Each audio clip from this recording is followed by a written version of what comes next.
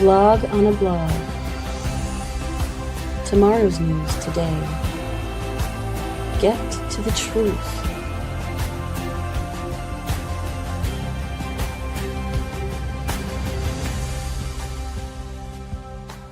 Listen, learn, live. Visit us at yadaya.com.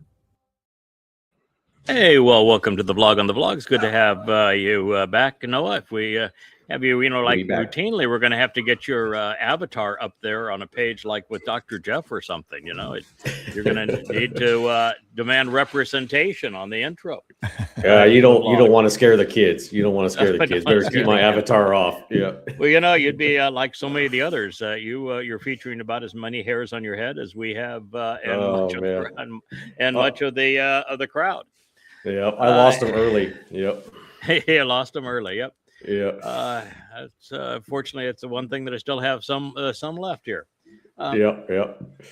The weird thing about this particular post is that Trump, who is a sexual pervert, he's engaged in pedophilia and rape, and he actually was on a talk radio show, television show, where he was sitting next to like a 14-year-old Ivanka, his daughter. And he was talking about her in sexual tones. Look how hot she looks. She's so sexy. Yeah, I'd like to do her. And so he was talking about having sex with his 14-year-old daughter. And so what we have now with Natalie, the Der Fuhrer's Eva Braun, is incest by proxy. It's disgusting. Yeah. It is just disgusting. But it's incest by proxy, that's what we're witnessing now with the dumpster. There's nothing that he won't stoop to doing. And if you read this psychopath's letters and notes to him, she is really way over the edge in terms of an unhealthy relationship with a very unhealthy man. Yeah. I think we have a clip later on where they first meet, and it was, gushing staged. Is the word. It's yes, staged. Yes, yeah. We'll introduce that when we come to that post. It seems there's no level of depravity that this man is willing to stoop to. I mean, I am shocked. Well, I shouldn't say shocked. I should be used to it by now, but. Yeah, and it's important that we keep on harping on this because we were the first to recognize that he is the person that Christians know as the Antichrist. He is the Satan incarnate, Rahab by the Yahweh's prophets. That when you study each of the prophetic portrayals of the arrival of the great betrayer, he is Donald Trump at this time. There is absolutely no question that this is the incarnation of Satan that the prophets have warned us about. And the very fact that we've come to recognize it and that he will betray Israel and the world, and that we're witnessing it with every aspect of his life today, it's really important that we continue to harp on this. And it's not just because it is one of the great discoveries ever, but it is also because he betrays Israel. And yet at the moment, Israel, even after having been betrayed by him over and over again and showing that he's satanic and having him so vividly depicted throughout the prophets with all of his characteristics, they still view him as if he were a messianic figure in the second coming of Cyrus. So, it needs to be drilled into Israel's mindset that the man that they think is protecting them is the great betrayer. Yeah. Satan has a type. Go ahead, Noah. Satan has a type. And the thing that's quite obvious here is that he is very similar to Muhammad, who engaged in incest, who engaged in pedophilia, who was a rapist and a sexual pervert, and an egomaniac and a psychopath. So Trump is very, very similar to a man who admitted he was demon-possessed in Muhammad. And he is very similar to Hitler, the same kind of unhealthy sexual relationships that we know that Hitler engaged in. So this is Der Fuhrer and the rise and fall simultaneously of the Fourth Reich.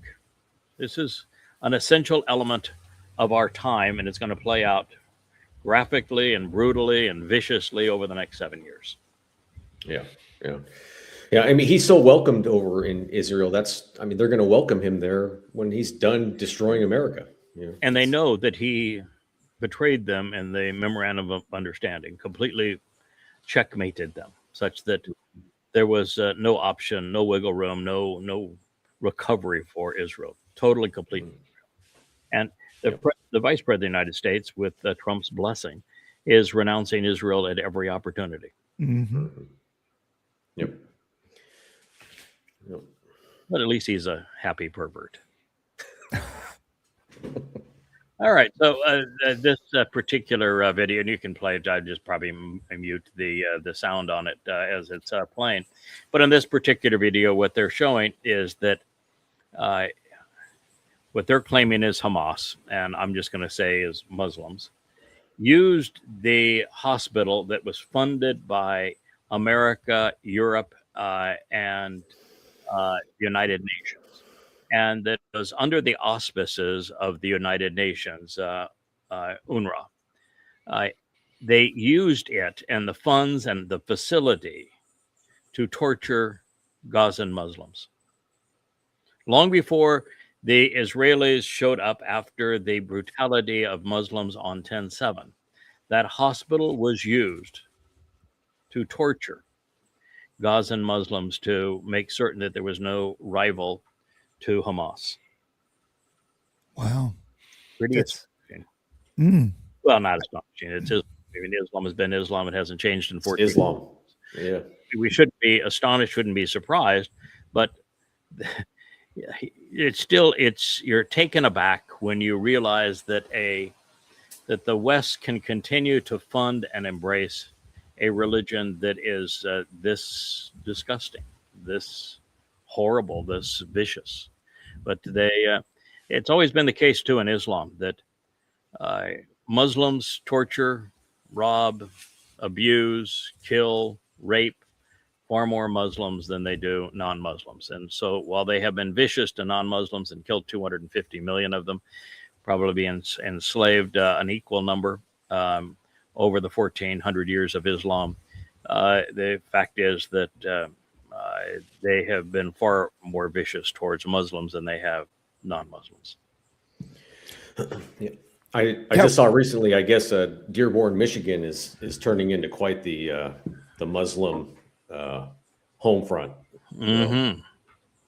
Michigan, the Wisconsin, the same thing's true. There's places in Florida where that is true. It's really getting to be pervasive in a number of places in the United States where they are Islamic enclaves. And, fortunately, America doesn't have sufficient time for Muslims to take over the country, even with the Democrats promoting Marxist Muslims, which is, that's an oxymoron there if there ever was one. But there isn't enough time for them to get any serious influence in America politically, because America is going to be destroyed economically long before they rise to power. It's destroyed militarily, destroyed in every which way by Trump. It's only got 7 years left, and it's decaying at a very rapid rate. But if it had more time, Muslims would likely destroy it. They can't conquer it, but they can destroy it. It's like so much of the world that they colonialized. They destroyed it. They were parasites. Yeah, I wonder. I understand that they're not going to have much power politically just because of the time frame. I agree with that completely. I wonder with the pieces that are left as the economy collapses, and we have, for lack of a better term, the balkanization of the U.S. City states, that sort of thing. Islam is very, very prevalent in prisons, and so whenever those prisons open up because of lack of funds and whatever, that you're going to have very, very violent Islamic, there's a possibility of that because of the 8th surah of the Quran says stealing is lawful and good. Mm-hmm. And the Quran, murder is the highest calling of a Muslim. So rape is approved. Pedophilia is acceptable. So really, the most heinous things that people can do, including lying, are approved by Allah in the Quran and Hadith. So the more America moves towards anarchy with the collapse of its economy, the more you're going to see Muslims acting like Muslims, and it will be bad. And of course, it's the prophet Zechariah who says that 2 out of every 3 Jews are going to die in this 7-year period. 2 out of every 3 Jews can't die if the death is limited only to Jews in Israel. And since 40% of the Jews worldwide live in America, there has to be a jihadi killing machine for Israelis or Jews, I should say, in America. Particularly with the concentration of them and the easy identification of them as part of the Haredi cult in the Northeast, New York, and New Jersey. Yeah.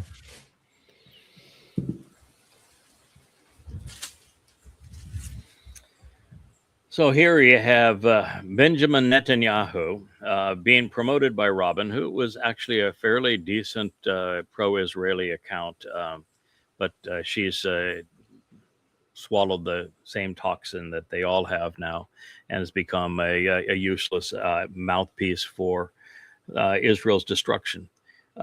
She is reposting Benjamin Netanyahu line and saying for nearly 4,000 years, the land of Israel has been the homeland of the Jewish people. It's always been our home. It will always be our home. If you don't know your own history, why do you expect people to believe you? The truth is quite different than that. Israel is actually a naming convention. It was applied to a very specific Babylonian. In fact, a really creepy fellow, Jacob. One day, Jacob was purebred Babylonian on his mother and father's side, and his grandfather and his grandmother. He was as Babylonian as you could possibly be, purebred. And the next moment, he's renamed as Yisrael. So it is a naming convention. It is not an ethnicity. And you need to know that. It's an important naming convention, but it's a naming convention, not an ethnicity. Second, that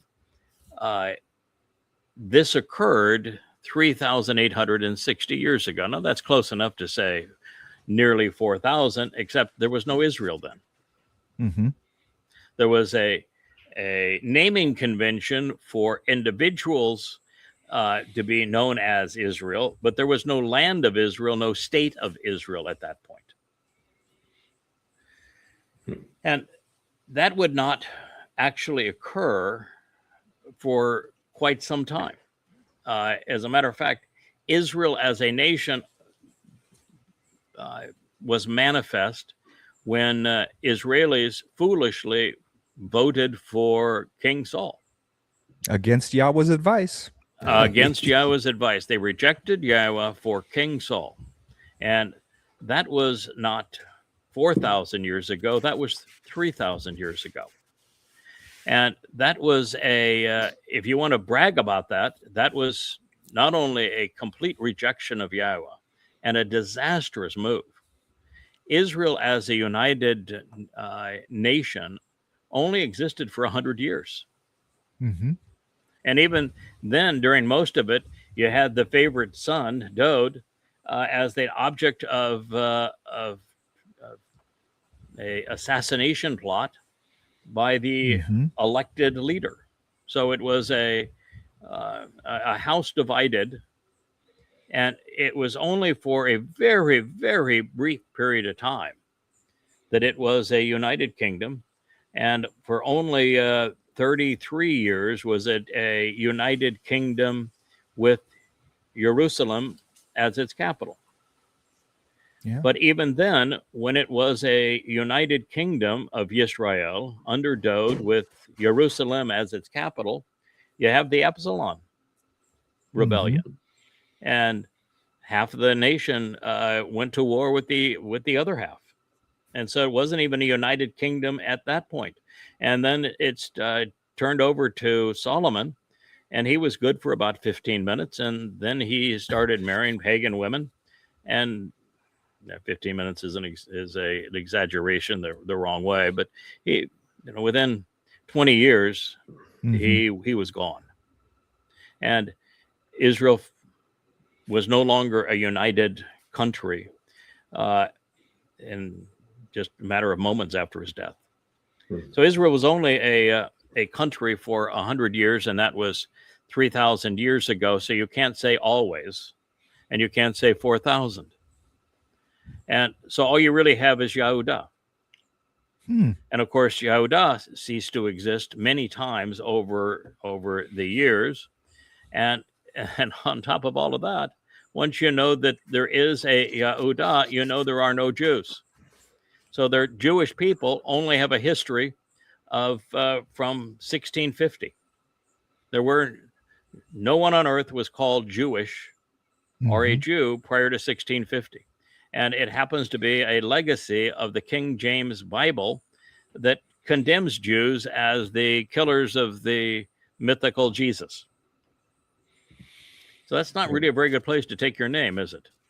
And to take that name, you have to erase Yahweh's name. So you've rebelled against him yet again. So in this talk here, by not knowing your history, not knowing your God, not knowing your own heritage, you've made a mess of things. You've just done nothing but showed that, Robin, you don't know, that Netanyahu doesn't know. And what did Yahweh say about not knowing? What's the consequence of his people when you are in this condition and you don't know? Yep.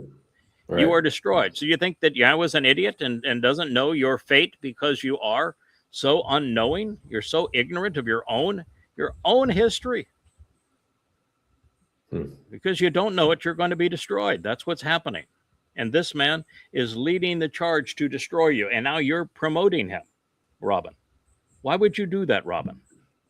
You're smarter than that. You should be better than that.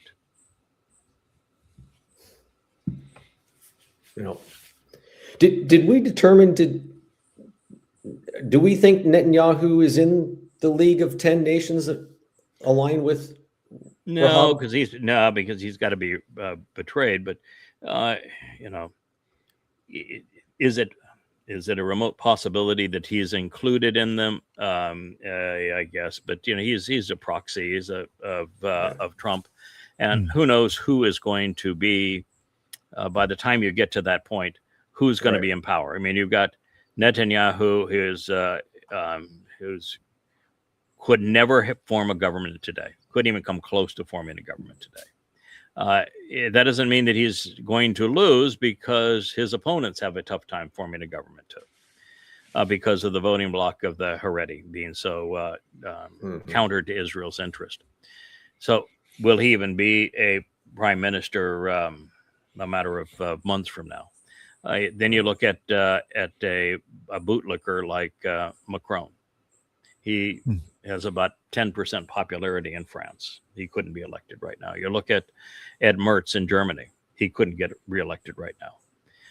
You go throughout the European countries, and I'm not sure there's a single one of them that'll be around. And there'll be Muslim nations that Trump, for monetary reasons, would include in his kitchen cabinet. But the problem with that is that they're really under a lot of stress at the moment. They're about ready to be buried. And so who knows what's going to come out of this Iranian war. So, well, I have picked what I think are the 10 with 3 or 4 in the iffy category, and the backups. As the world sits now, going to be very different 4 years from now. Right. Oh, right. For sure. That makes sense. Yeah. Yeah. And how can a guy with a name like Netanyahu, be so wrong about these things? If my name was Gift of Yah. Nathan Yahoo, right? I would be telling everybody that we are Yehud. I would be. That's what I would be doing.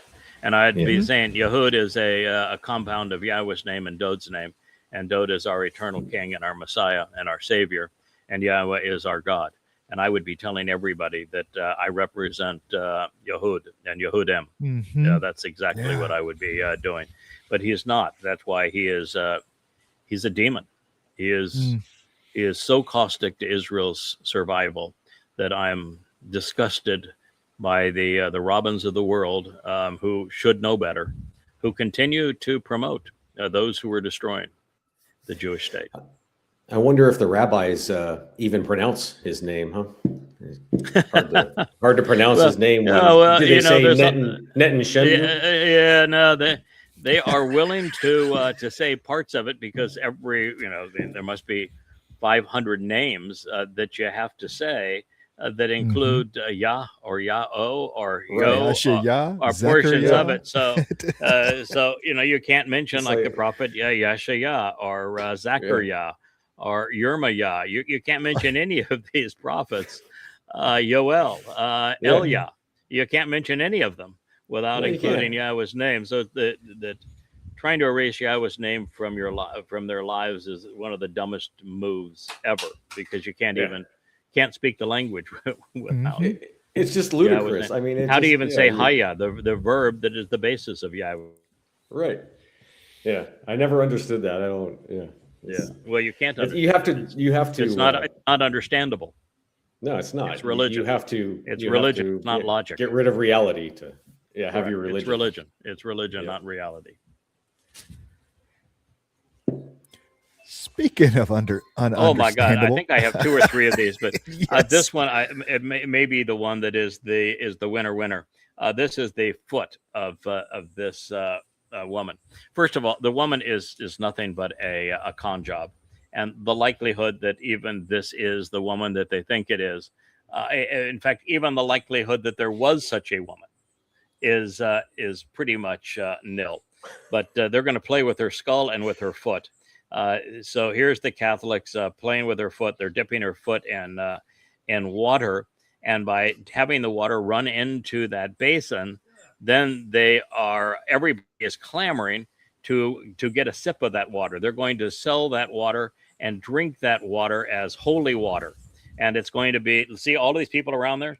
Look at them fighting to get in. See, they're going in there and they're taking it and now drinking it, and they want to put their soda cans in there and their buckets in there and their pitchers in there, and they're the guy with the pitcher. Oh my God, I got me some holy water here, man. It was dripped over an old foot. Dead foot necrotic water. Oh my gosh. Religion is a mini stupid thing. So who is this woman? They called her Saint Agatha. And her sainthood isn't over anything she said. There isn't a single word from Saint Agatha. So did she write about who Yahweh is and how the Moedim are fulfilled and where we are on the timeline, and that Dode is the Messiah and the Son of God? Did she reveal something that was like helpful for people to know? Nope. I'm guessing not a word. No. Yeah. Not a word from Saint Agatha. No. The rumor on Saint Agatha is that, well, first I should back up and say the whole Christian martyrdom thing is part of the religion. It's interwoven into the religion. The Romans had no interest in martyring Christians, none. In fact, it got so bad that if you actually read the Roman history of this, they got so tired of Christians trying to get them to martyr them that they would say, here's the rope. You go hang yourself. You want a knife? I'll give you a knife. You want to do yourself? Just get away from me. You're a waste of time. And so the Romans had no interest whatsoever in martyring Christians. They had a lot of interest in martyring Jews, but not Christians. And so this whole book of martyrs, and it's all fabrication. And the reason they fabricated it is because the religion has no credibility. There's not a single contemporary eyewitness account of an alleged Iusu Christu. And of course, there wasn't a Jesus until 1650 CE.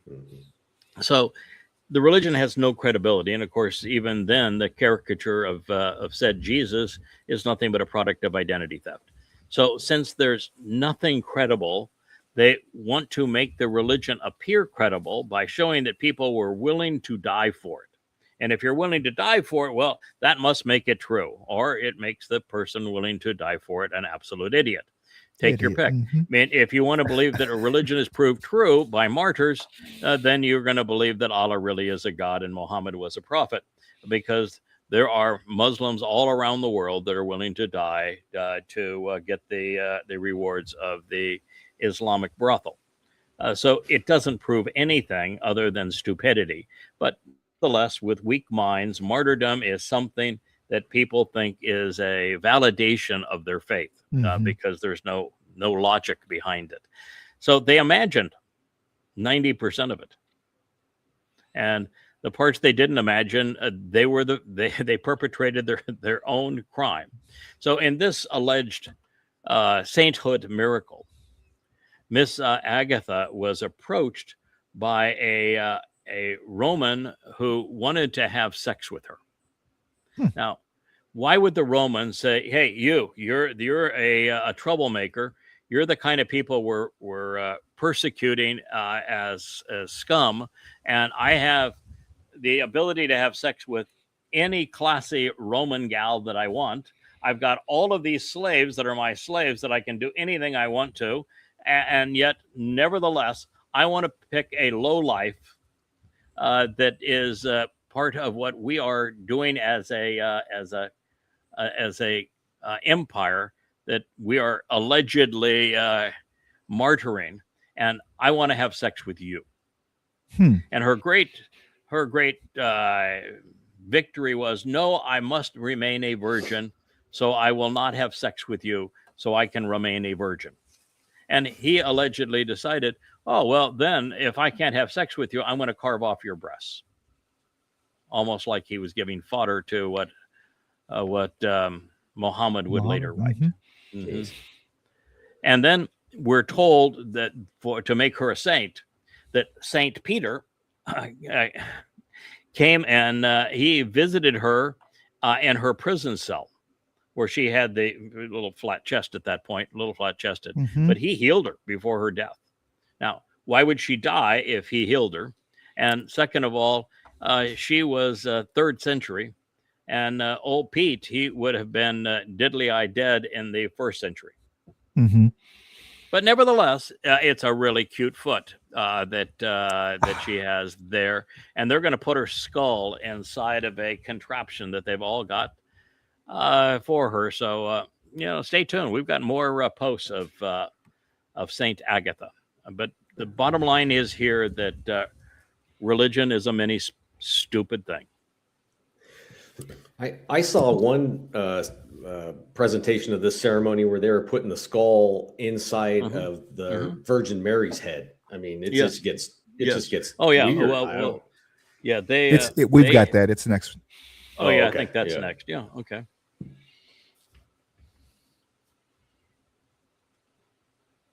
Just bizarre. There you go. Yeah.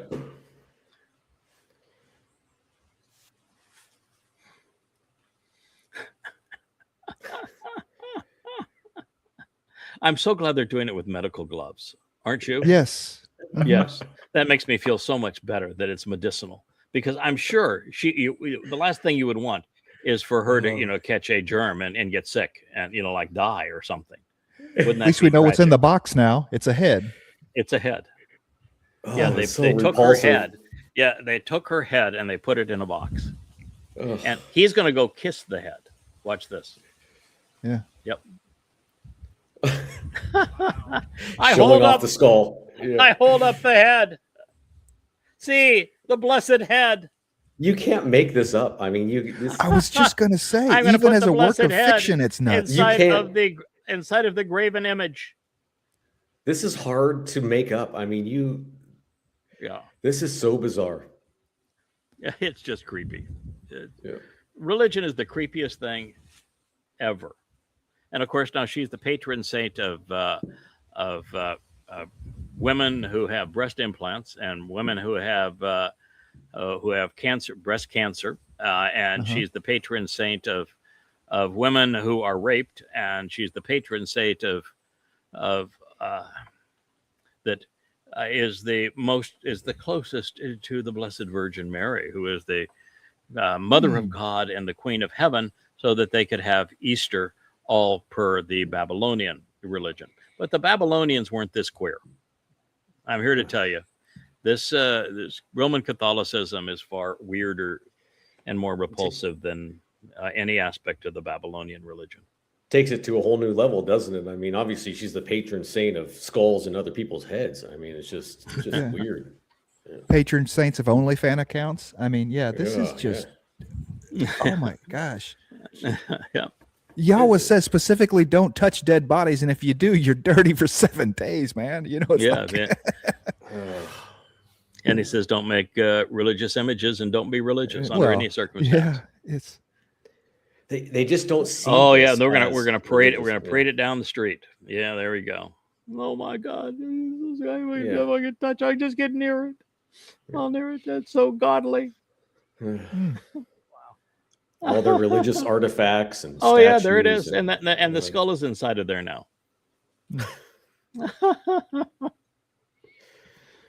You can't make So this shit up. bizarre.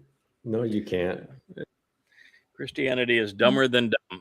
All right, there, All they sir. need now is a big silver giant vagina to stick their head into, just like the Muslims. Yeah, there we go. Yeah, there we go. On the Kaaba. Yeah, there you go. Well, what is it? The Blackstone. Well, the Blackstone's all fractures. The Blackstone's having a tough time. Allah's cracking up. So this is a picture of, they raided one of Zelensky's cohorts, and this is what $1 billion in stolen wealth from the EU and the US looks like. These the Ukrainians have been grifters for a long time. It's the most deplorable cultural climate in all of Europe, and that's saying something, because you got a lot of really skanky people in Europe, but Ukraine is the worst, and the Ukrainians are doing what Ukrainians do: the graft and theft, and here's $1 billion stolen from the EU and from the United States, enriching the thugs that are now yanking people off the streets, old men, boys, and sending them to die as cannon fodder for the West. You should be so proud if you're an American. wow. So Trunk loads of cash. yeah, so they raided a facility that had this cash laying around. Is that what happened? What happened is that we don't do audits on anything. We send money, and we don't have a paper trail. The Department of Defense doesn't even have an audit system, no accounting system, no inventory system. It's just a black hole. You throw money to. When we were in Afghanistan and Iraq, we flew in C-17s filled with U.S. currency and just handed out pallets of it. And most of what is happening with Ukraine is just pallets of funny money of U.S. dollars and euros. These are U.S. dollars are just sent to them. And there is this mentality in the U.S. Congress that if you're sending them money, you're helping them. No, you're sending them money, you're enriching the thugs. Yeah. But there's no accountability, no credibility. But anyway, the U.S. found that one of Zelensky's co-conspirators was stealing the majority of the money that was going through his hands, as opposed to a minority of it. Someone like Zelensky that has access to all of the hundreds of billions that have gone into this proxy war, he only has to steal 10%, and he's a multi-billionaire 20 times over. But the lower level guys have to steal a majority of it, and because he stole a majority of it, he got caught, and so he was arrested. They went into his office and his home, and there's car, and that's where they found all the stolen money. Yeah. I mean, that's a great point, right? I mean, you talk about foreign aid, and the foreign aid just goes to enrich the dictators or the small coalitions that keep. Look what happened with all the money that was given to Muslims in Gaza. Yeah. right? Mm-hmm. Yeah, not surprising. And then we And wonder then- why we have so much inflation when Right, you- and you the just heads of print money Gaza, and give it- right, the heads of Gaza, as they luxuriated in Qatar, were worth billions of dollars. Yeah. And the U.S. didn't learn the lesson. They still thought that sending money was a sign of compassion, and all they're doing is enriching thugs. Yeah, right.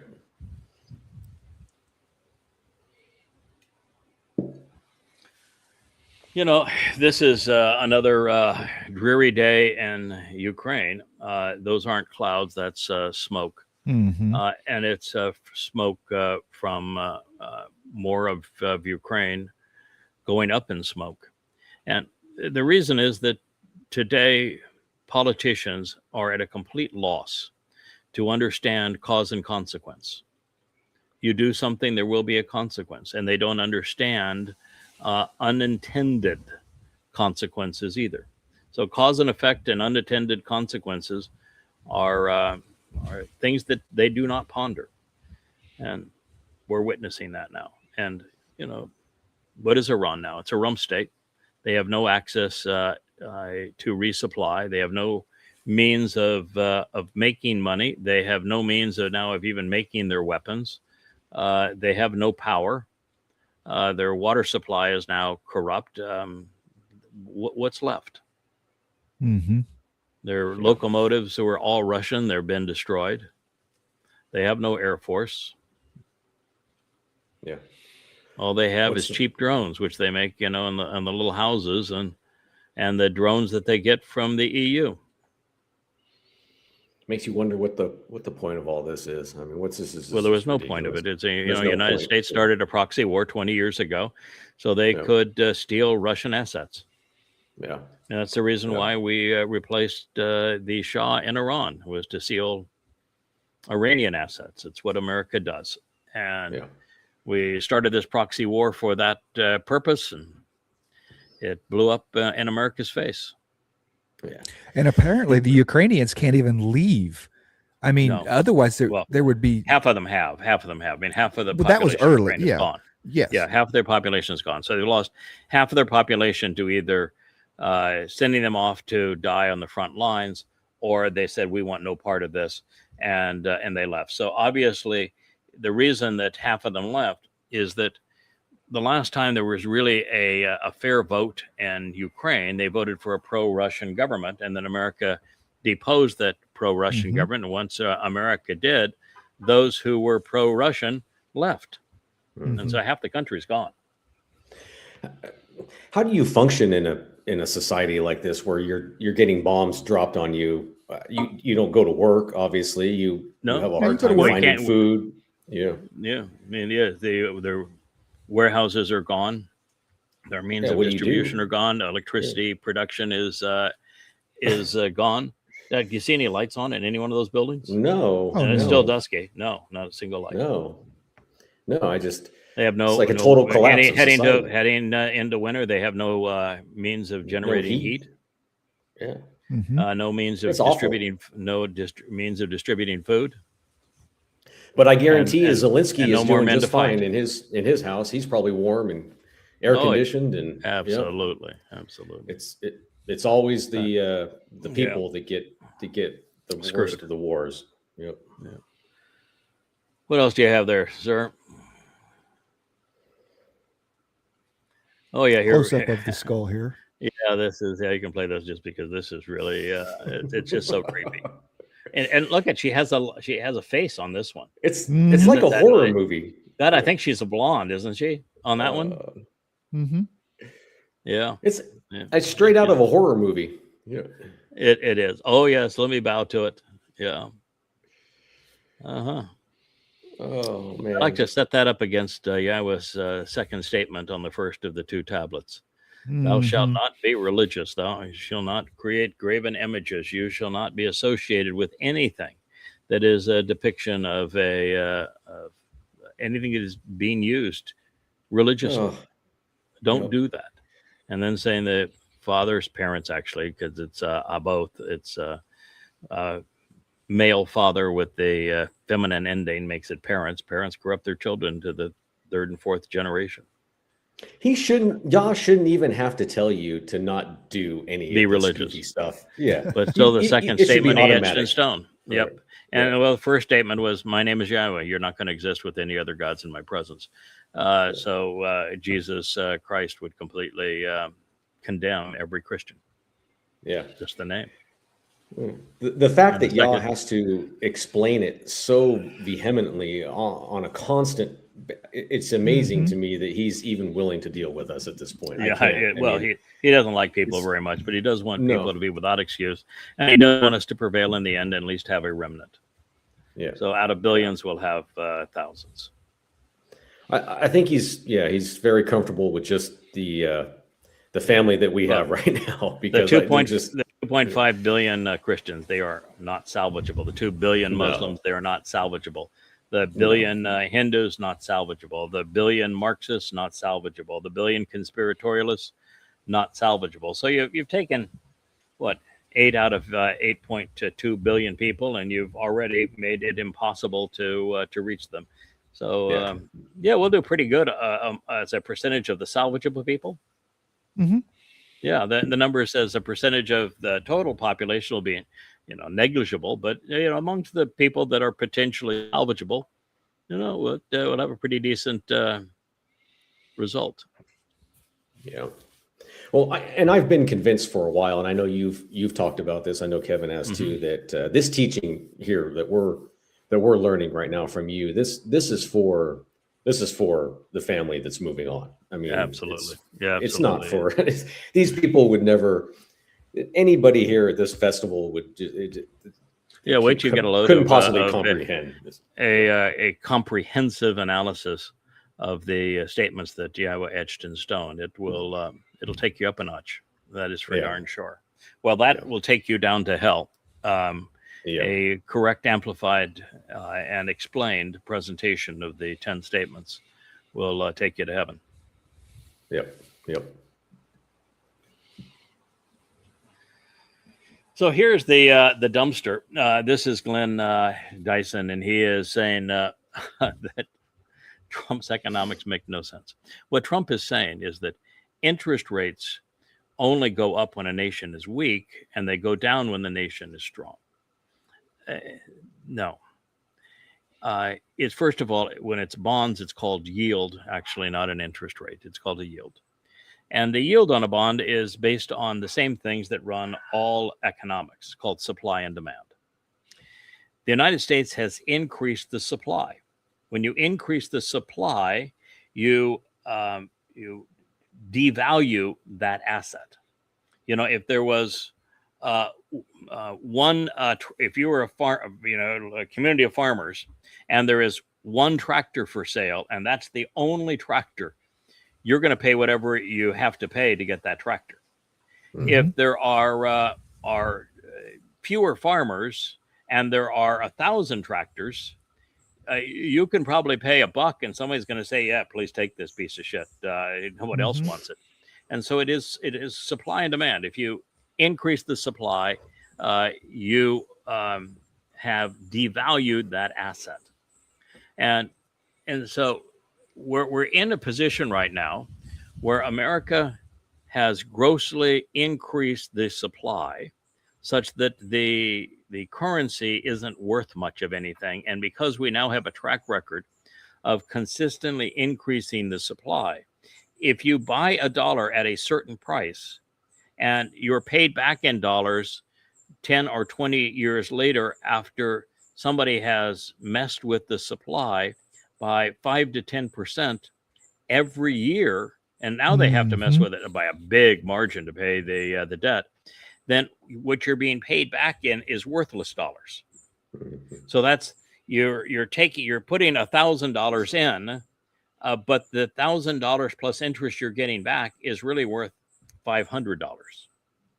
So you're being raped. 30 years, it's yes. Oh, 30 years, it wouldn't even be 30 $500. years, it's $3. It's $3. Yeah, it's nothing. And so this is the issue, and the fact that the United States has weaponized the dollar. We weaponized the dollar in Iran with Russia.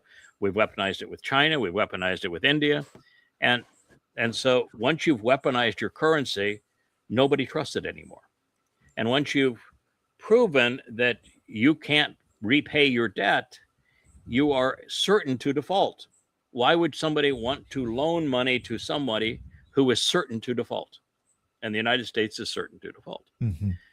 Now, Trump got rid of the last Fed chair that he actually appointed because he would not lower interest rates.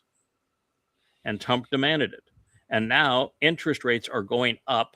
The yield on bonds is going up faster than any time that we can remember. It's now back to the point of the last recession in 2008. Mm-hmm. And there's no restraint on it. And at the same time, inflation is going up because we don't have a buyer for the bonds. Japan was the largest buyer. They're a seller. China was a large buyer. They're a seller. The EU was a large buyer. They're a seller. Once upon a time, Saudi Arabia was a large buyer. They're a seller. Russia was even a buyer. And of course, they're not anymore.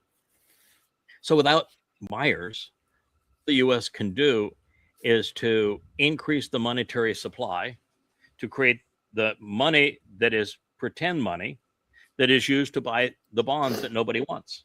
So by doing that, what you're doing is you're devaluing your currency so that you have to have even a higher interest rate on your currency because of the fact that you're devaluing it. So it's a death spiral. And at this point, at 5% on $40 trillion, you're adding $2 trillion a year to the debt, even before you have the deficit and income versus expenditures, which is almost $2 billion. So at this point, we're adding $4 trillion of debt to the deficit every year. Yeah, and you say buyers like they have a choice. I mean, let's be honest. The American military exists so that we can strong arm everyone else into using that currency. Bretton Woods exists so that we can strong arm everyone. If they even had a choice, they wouldn't be buying them in the first place, right? Well, now, I mean, now they and have that's a what choice. BRICS is. That's what now BRICS. they have a choice. BRICS, yes, and America caused BRICS to happen, and this guy has ruined it. And here we have a president here that claims, and the MAGA believe that he's this great businessman, and yet he's an ignoramus when it comes to debt. I mean, a complete ignoramus. This whole speech here is utterly stupid. Well, and from his point of view, if we have lower interest rates, it means we're doing great. So we must be doing great, right? That's the whole scam. Well, no, because interest rates are going up, so it means we must be doing shitty. So but we're not. See, all this money's flowing in. That's what he's trying to say. No, but you don't get it, Kevin. Interest rates on yield on the U.S. Treasuries are skyrocketing upwards. He made a speech that says when a country is healthy, they go down. When a country is weak, they go up. They're going up at an unprecedented rate. He's admitting that his country is screwed. He's admitting that he fucked America. That's what he's admitting. Yeah. That's how stupid by trying he is. Oh, yeah. No, by tying an increase in yield to the health of a nation, he has demonstrated that and acknowledged that he has screwed America, that interest rates were very low when he came into office. They have skyrocketed. And as a result of that, by his definition, he has screwed, blued, and tattooed the American economy. Congratulations, idiot. You just confessed to your crime. But you're too stupid. And your MAGAs are so stupid, they don't even know what you just confessed to. Or that you're an ignoramus on basic economics. This economics is not a complicated thing. Yeah. And yet he is clueless. Yeah.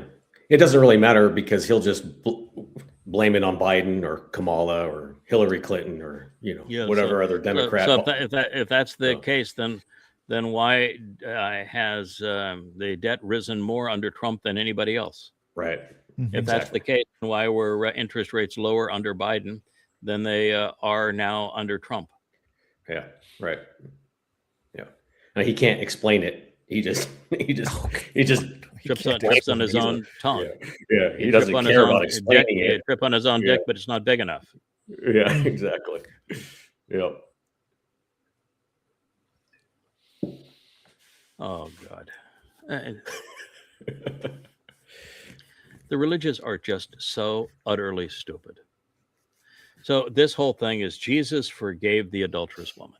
How could you be that stupid? I mean, really, you've gambled your soul on a religion that you don't even know your own religion. This gets right back to the post by Robin on how great Netanyahu was in saying that the Jewish people have had Israel as their homeland for 4,000 years, and none of it was true. Do you know when the account of Jesus forgiving the adulterous woman was written? It's even after Eusebius. It's oh my God! Eusebius was in the 4th century. It was written in the 8th century. You know, there are hundreds and hundreds and hundreds of manuscripts of the book of Yahuchanan that predate the 8th century, and not a one of them has any part of that section of the dialogue with this adulterous woman. Not one. And all of a sudden it shows up in texts someplace in Asia. And they like it so much. Oh, well, we'll put that into the rest of it. That line, oh, he was without sin, throw the first stone. That's a real beauty. Oh, well, we like that one. It was made up in the 8th century. Yeah. And Jesus didn't exist until the 17th century. And oh, by the way, if said Iusus said this, then he would not be the Messiah, because he'd be lying about what it says in the Torah. Mm-hmm. Every part of it was wrong. There is a way to forgive the adulterous woman. It's in Numbers 5. And it isn't about telling the audience, he who was out guilt cast the first stone. It's about the sacrifice of the Adam of Perah. And so if you actually knew what you were talking about, you would cite Numbers 19 and Numbers 5 for the cure and understand who the players are that are going to deliver it. But you're too stupid that you quote a line that was written in the 8th century, 700 years after the non-fact, after the myth was originally conceived by Paul. Yeah. So how could you be that stupid? And as for Muhammad, stoning isn't something that was ever done in Arabia. Never.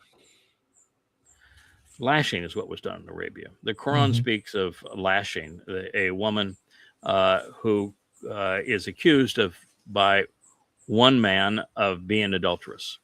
And her reply means nothing.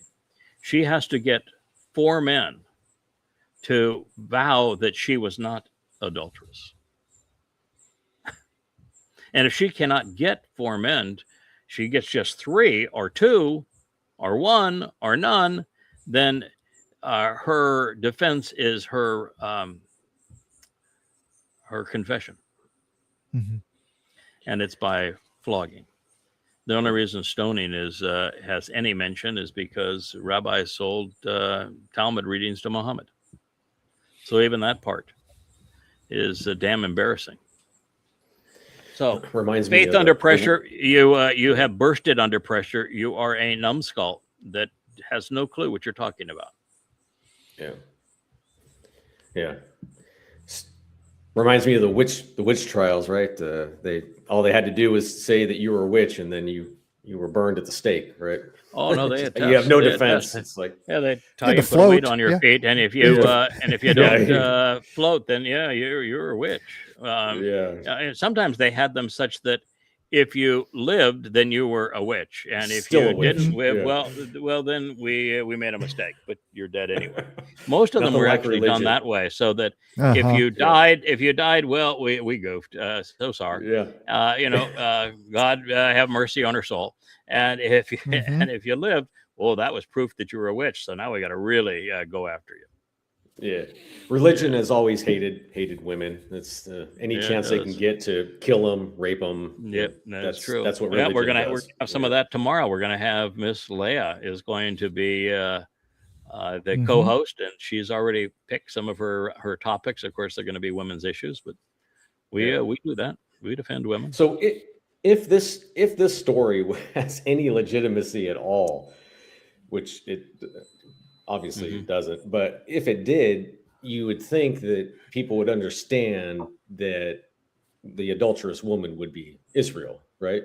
Not some random woman that Correct. Jesus You came would across, right? That requires way too much thought, and Yeah, the rabbis don't even go there. And the idea of comparative religion. So our religion is better than your religion.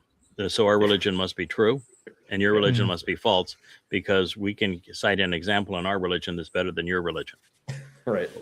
That's why I never once partnered with a Christian when exposing and condemning Islam. Yeah. Yeah, my lie is not as bad as your lie. It's pretty funny. The Chinese are mocking America. You can play it. It's pretty cute.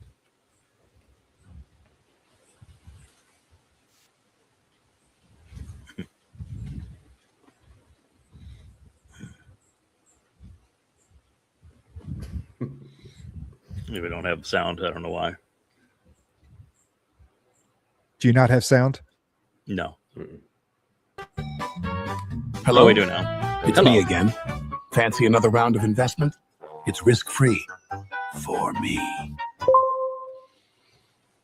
See? Wait, you just borrowed new money to pay the old bill? We call that refinancing. How are you still getting loans? Shouldn't your financial situation have gotten you blacklisted by now? Well, everyone needs my dollars, and my IOs happen to be denominated in my dollars. Convenient, huh? Mhm. You're getting close to the debt ceiling. Maybe you could put something back? Are you crazy? These are urgently needed. I know what your priorities are now. And if I hit the ceiling, I'll just move the ceiling, like I always do. Who's gonna handle the debt finally? Relax. Just kick the can down the road. Future Eagles will handle it. There you go. Yeah. Where did the Chinese get Alec Baldwin's voice? I mean, I that was going to ask is the same thing. Yeah. Pretty clever. Yeah. And of course it's true. In fact, the cartoon understands finance better than does better than the Donald president. Trump.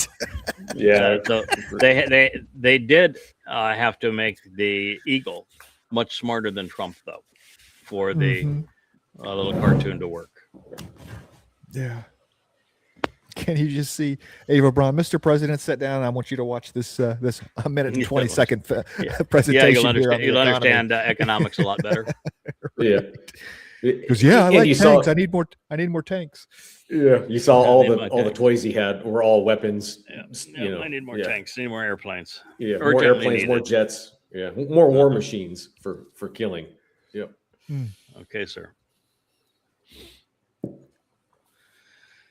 Oh, so Dr. Malouf is a smart man, except for the fact he's a Christian. So he's also a comparative religion sort of a guy. But what he likes to post is to have a Islamic cleric say "Death to America, death to Jews," and the problem with that is it's anecdotal. Mhm. That is the one argument I will never ever promote. I'm wholly opposed to anecdotal arguments. An anecdotal argument is to say, I know a Muslim, and that Muslim is a decent human being, therefore the religion must be decent, without any knowledge of what the Quran and Hadith say. And the opposite is also true. A Muslim says, death to Jews, therefore the religion must be horrible. No, anecdotal evidence is a waste of time.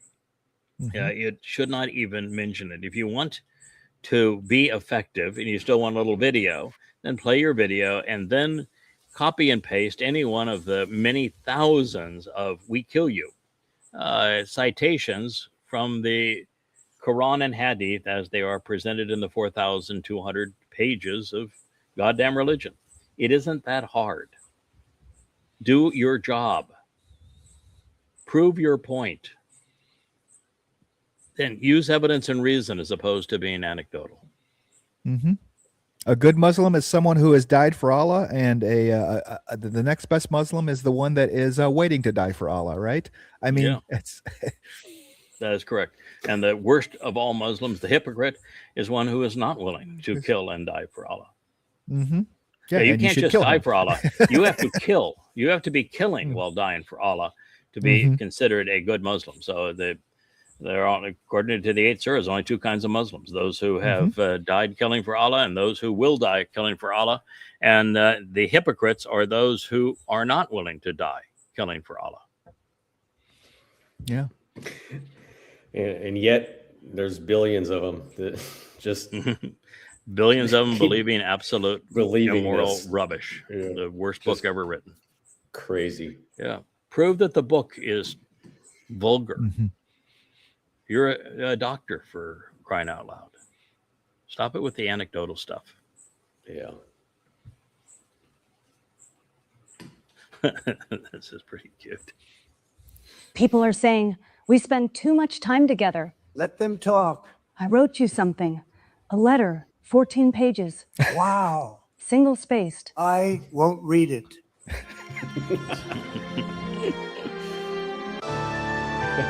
There's something I have to tell you, and it changes everything. Whatever it is, we'll face it together. It's the generic ballot. We're down 4. Oh, I thought I got you knocked up. She's onto us. She doesn't understand what we have here. What if she asks where we go at night? Tell her Iran.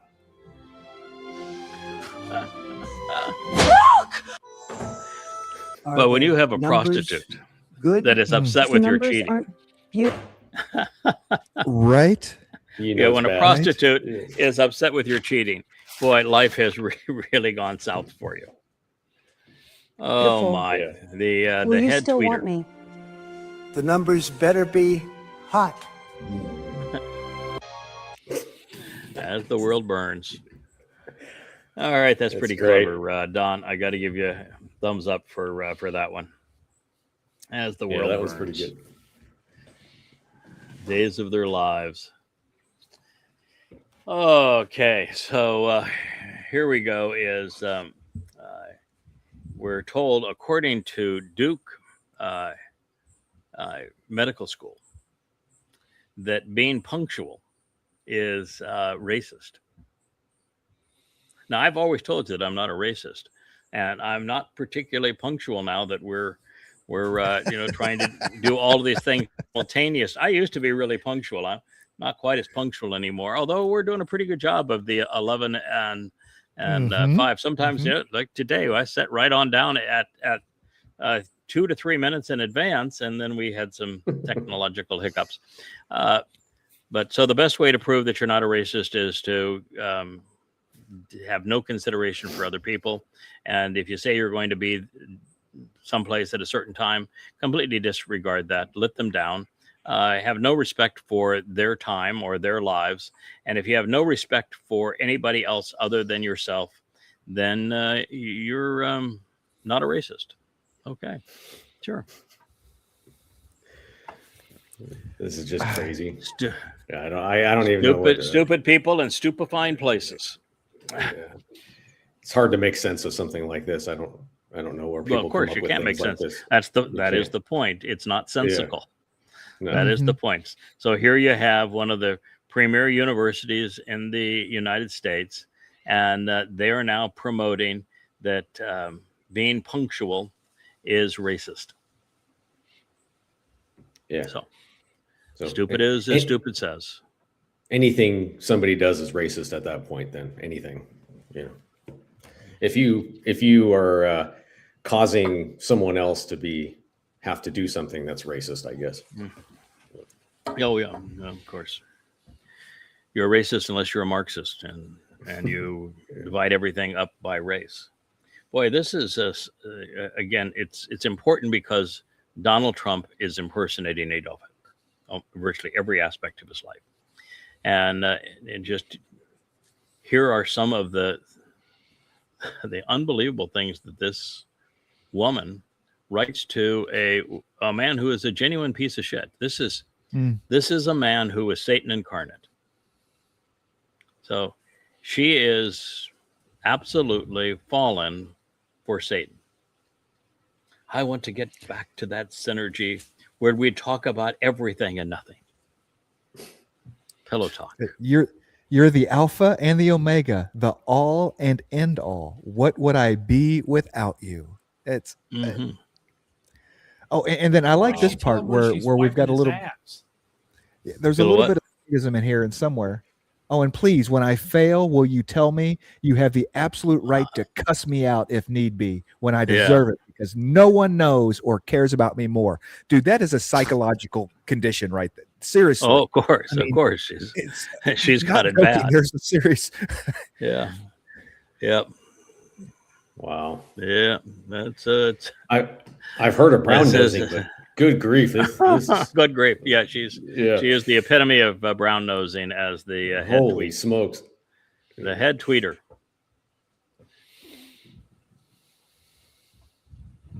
See, Leah wanted to do women's issues. We're doing women's issues.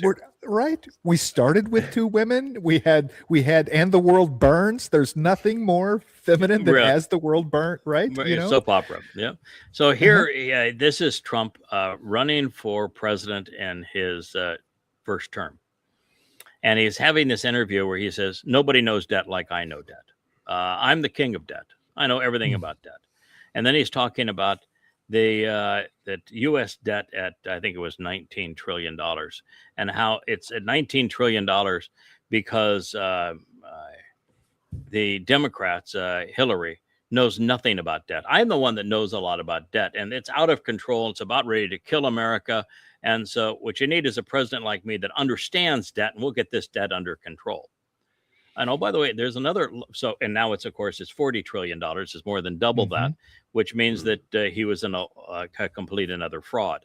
But there, and you'd think that if you were a MAGA and you heard this and you saw what he had done, that you'd stop respecting him, stop promoting him. There's another line in here. He says, I know all about debt. When when you're in trouble and you have debt, what you do is you refinance on such a way that you give the person that gave you that money half of what they gave you. So that's what he's saying is that there's no problem. When you just screw over your creditors. Crisis, you just screw over your creditor. You give them half back of what they gave you. That's how you just say, hey, the economy's not so hot. I'm going to give you half. I mean, I'm going to give you half. Yeah. Now we're back to $19 trillion in debt. In a few years, I'll have it back to 40. We'll play the same game again. We'll see how stupid you really are. Yeah, go ahead and play it. It's just because. Her face. She just can't believe he just said that. Yeah, I call myself the king of debt. I'm the king of debt. I'm great with debt. Nobody knows debt better than me. I've made a fortune by using debt. And if things don't work out, I renegotiate the debt. I mean, that's a smart thing, not a stupid thing. And I made a fortune. How do you renegotiate the debt? You go back and you say, hey, guess what? The economy just crashed. I'm going to give you back half. I like that for me. I don't like debt for the country. I like debt for my company. But I don't like debt for the country. For the country, we have $19 trillion in debt. It's going to be very soon 21 trillion, not billion, $21 trillion in debt. And I will tell you, we are sitting on a time bomb. And Hillary Clinton doesn't have now a gone clue. off at 40 trillion. And President Obama has pretty much doubled the debt since he's been in office. It's always the other party. Yeah, pretty much doubled. Okay, and what did I just do? It's always the Democrats. Yeah, they're responsible for everything. God. Now, just gotta. Hey, you're gonna take half. It's okay. Well, every bit of this was evil. I mean, this was really evil. This was a completely immoral man. I'm going to screw my creditors. The people that were kind enough to loan me money, I'm going to screw them. That is what this says. And it also says that 19 trillion in debt is a ticking time bomb. It's devastating. I don't like debt for the country, and it's been doubled. So The one thing that stands out in this, though, is if you were to compare that speech to something that Trump has said in this term, what you would notice is that Trump has gone from immoral, a thief, a con man, to a blathering idiot. Yes. These are, well, what he is saying is maniacal. He is talking in complete sentences, and everything he is saying is related to the point. He can't do that today. Yeah. So you just listen to the difference and the ability to process information and speak. So he, as I said, in his first term, he was egomaniacal. He was a narcissist. He was grossly immoral, but he wasn't demon possessed. In this term, he's demon possessed. And that's the difference in these two Trumps. Yeah. I think bankruptcy has been a staple of his economic plans for a long time also. I think anytime he goes, he just when files he talks bankruptcy. about he made a fortune.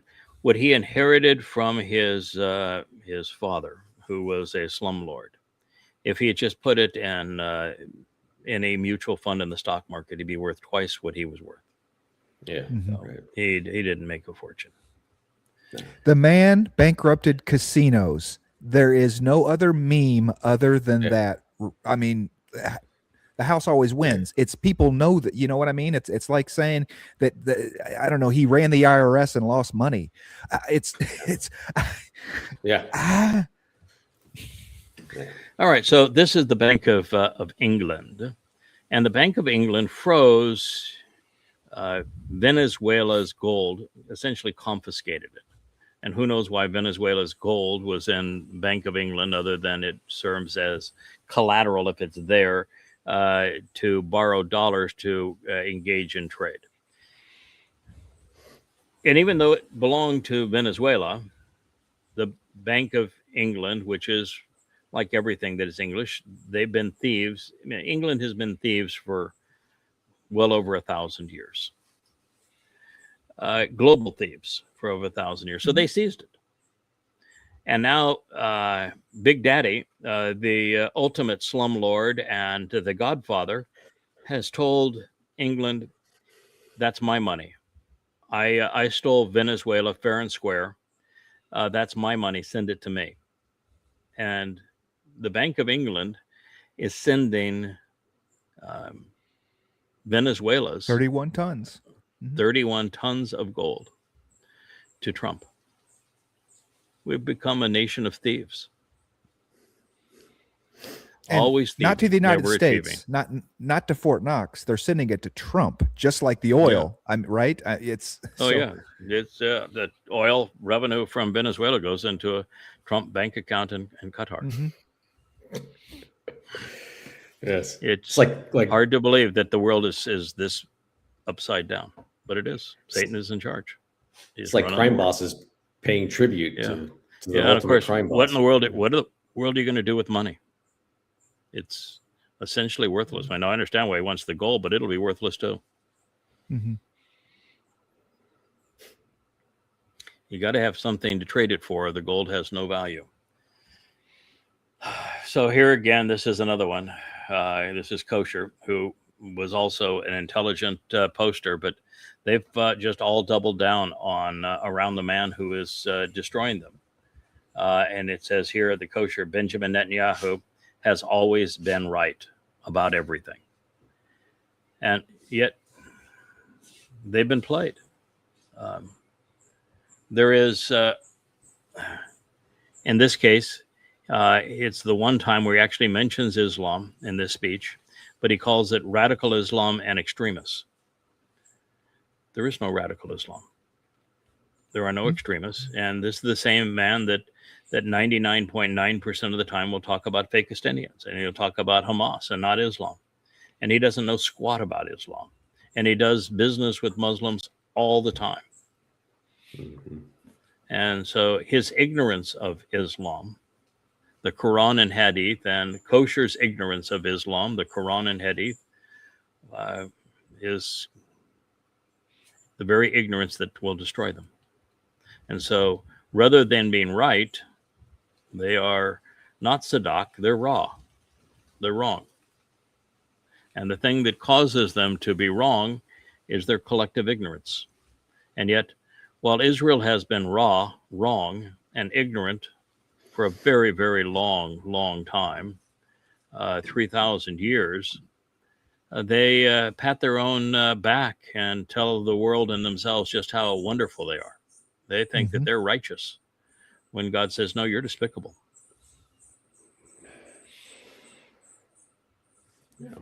Yeah, they're continuing. This is why it's going to be a miracle of God to find a couple of thousand Israelites that'll be part of that remnant at the end. Couple olives, just a couple olives. Just a few olives out of 15 million people that we know of. It's going to be single-digit thousands. Mm-hmm. And it's because of this mentality by the koshers, believing the politicians that are destroying them, believing the religion that is destroying them. I'm sorry, you're in real trouble. They've spread that. Kosher is part of the problem. There's, you go through the 10 statements that etched in stone. There's no mention of dietary laws or kosher food, not one. And that was the primary thing that caused rabbinic Judaism. Is they said, the Torah doesn't really say much about what you can and can't eat, and therefore, if you're going to be kosher, the only way to be kosher is to have rabbinic laws, and they justify their Talmud for filling in the void that is there in the Torah, not recognizing that the Torah was never about food. Mm-hmm. Or obedience or law or, Yes. Yeah, the very fact that there's no mention of a cross or a phylactery. There's no mention of belief or faith. There's no mention of Judaism or Christianity. There is no mention of a New Testament or a Talmud. The very fact that there's no mention of a church or a synagogue. There's no mention of prayer or worship. And there's 10 statements and not a single reference to any of those things that are the basis of religion. And yet the second statement that got etched in stone is overwhelmingly and vehemently anti-religious. And yet the religious claim that their religion was based on it. It's just stupid. But Netanyahu is the same. List of things you can't do. Yeah, Netanyahu, God would say exactly the same thing about Netanyahu said about Saul. By choosing him, you have rejected me. And that's true of you, kosher. By choosing him, you rejected Yahweh. Yeah. They've been very successful at keeping Islam isolated from by just saying radical Islam. They can separate and make Islam still good, or call it Hamas, or call them Palestinians, or ISIS, or call them Hezbollah, or say it's the mullahs. That the problem is Islam. The problem has been Islam for 1,400 years, and if you can't say it and you don't know it and you can't make a case for it, then you should just shut up and stop making a situation worse by talking about the man who has destroyed your country and saying that he's the one that's right. Yeah. Because I can assure you that because of you have done that, Yahweh views that you have rejected him. And you have. Kosher.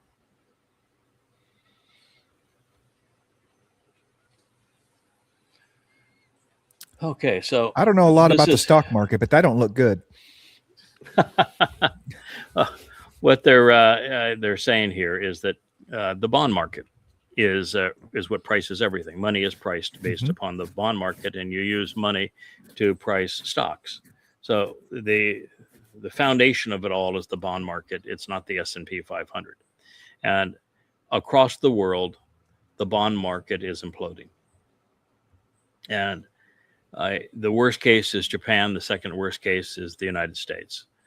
And it's literally imploding. And interests are going up yields are going up very rapidly because nobody wants to buy them. There are no buyers. And so when there are no buyers and you need enormous amounts of it, in the case of the United States, you need 4 trillion every year for the new debt, plus another, 2 trillion for the new debt you've generated, and 2 trillion for the interest on the old debt. And so you need 4 trillion a year, plus much of your debt is in 1 and 5-year bonds that are short-term bonds, and you have to refinance those bonds. So every year you need something like 7 or 8 trillion dollars of new buyers, and there's not even a $500 billion of buyers. I'm not even sure there's $100 billion worth of buyers. There are no buyers, and you need upwards of 6, 7, 8 trillion annually just to be solvent. And the only way to solve that, and it can't be solved, is that the way that you kick the can down the road is you destroy the value of your money by inflating the monetary supply and using the illusion of that money to buy what people won't buy, what nations won't buy, which is your debt. And when you do that and you inflate your money supply, you make your money worthless. And under that basis, then you need to raise the interest rate on the yield on your bonds. And when you raise the yield on your bonds, then you need to sell more of these bonds, which people will view as ever more worthless.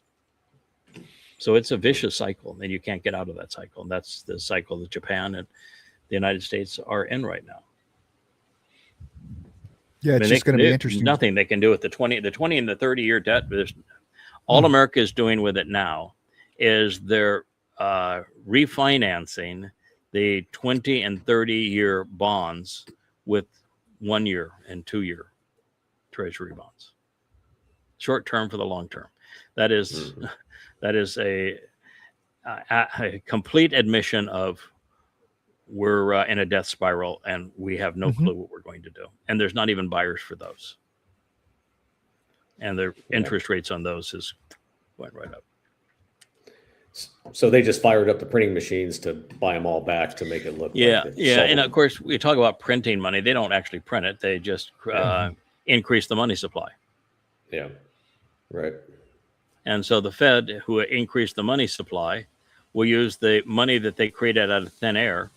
It's just digits on a computer, and they will use that money to buy the bonds, and the interest on the money that they created from nothing, that wasn't their money, they get paid the interest on. How do you get that gig? How do you get that gig? In Shamaim, I'm telling you right now, I want that gig. Okay, you want that gig? I don't think you do. I don't think you want that gig. No, that was. Have you ever read the book, The Creature from Jekyll Island? Jekyll Island. Yeah. Oh yes, that's the story of that gig. If you want to know how that gig came into being, it's pretty It's a pretty monstrous story. And of course, that story now is so very old, and it's back when the debt was in the billions of dollars. And it was irresolvable then. Yeah. Yeah.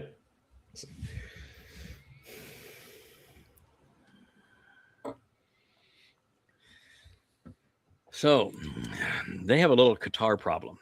Not only is Trump into the purse of Qatar, but Witkoff got bailed out of his Park Lane Hotel fiasco by money from Qatar, because specifically Qatar was looking for Americans that had access to politicians, in this case Trump, that they could bribe. And so Witkoff was salvaged from bankruptcy on his Park Lane disaster by Qatar for the express purpose of buying influence with Trump. And then they started doing deals directly with Trump in the many billions of dollars with Trump and family.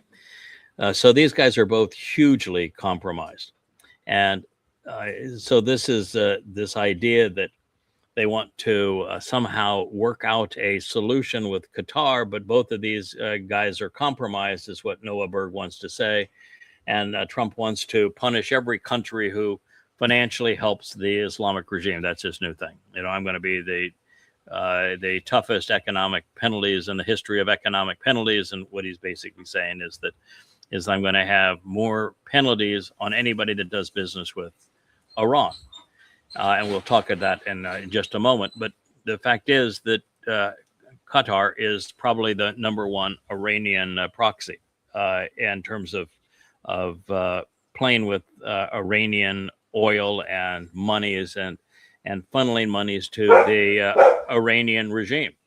So if you betray Qatar, you've to somehow punish Iran, then you've further inflamed the Arab Sunni fiefdoms that are the basis of the petrodollar, and you destroyed your own economy. So you can't play that game. And the guys that gave you a jet. Yes, well, the worst part is that Qatar announced yesterday through their foreign minister, formal address, sat down, TV cameras on, the foreign minister of Qatar, and he said the war has to end. We can't sell our gas, and we were 20% of the world's supply of gas. The world can't buy our gas, and that's devastating for the world. It's devastating for us.